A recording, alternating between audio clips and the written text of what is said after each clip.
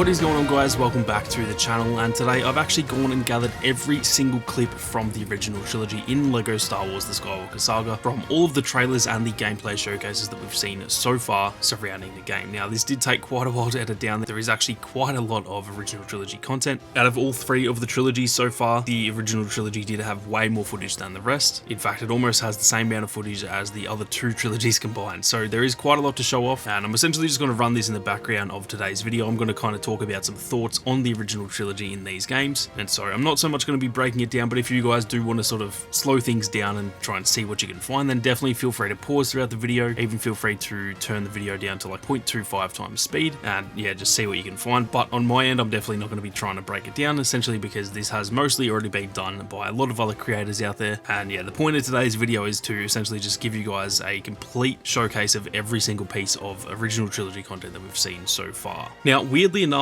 the thing with the original trilogy is that it is my favorite trilogy in terms of the movies, but in terms of LEGO Star Wars The Skywalker Saga, weirdly enough, the original trilogy is probably the trilogy that I'm the least excited to play, and that doesn't mean that I'm not excited. I'm very, very much excited to get my hands on this and play some of these missions, but other than a few different missions here and there, it is probably the trilogy that I'm the least excited to play. Now, the reason for that is mostly just because, one, with the sequels, obviously other than The Force Awakens, but with The Last Jedi and The Rise of Skywalker, we haven't actually played those before, so those two are just really high on my list, even though, to be honest, The Last Jedi is one of my least favorite movies, but I'm really keen to play it still because we just haven't played that yet. And then when it comes to the prequels, I just think the prequels is really well suited to a LEGO game. I did kind of touch on that in my previous video. If you guys haven't seen that, I've already done this video, but for the prequels as well. And so yeah, weirdly enough, that does leave the original trilogy being my least anticipated trilogy out of all three of these trilogies, which to my brain just doesn't really make sense considering it is my favorite of the trilogies. Like I said though, I do think there's going to be a hell of a lot of really fun missions throughout this trilogy. I am personally really excited for the Bespin sequence in Empire Strikes Back where we see Luke fighting Vader. I'm also really excited for the Battle of Yavin. And then, to be honest, I think the majority of Return of the Jedi is going to be a lot of fun as well. I think that movie definitely translates a lot better to a LEGO game. It's a lot more vibrant and there's just kind of a lot of stuff that happens. There's the whole sail barge stuff and there's all the Endor stuff. And yeah, I'm just really, really keen to get my hands onto Return of the Jedi because I do think out of all three of the original movies, I think that one will translate the best to the game. Now, I think another part of why I'm probably the least excited for the original trilogy is mostly just because the planets that we see throughout the original trilogy, obviously they're some of the most iconic planets in Star Wars, but when you look at places like, say, Tatooine and then like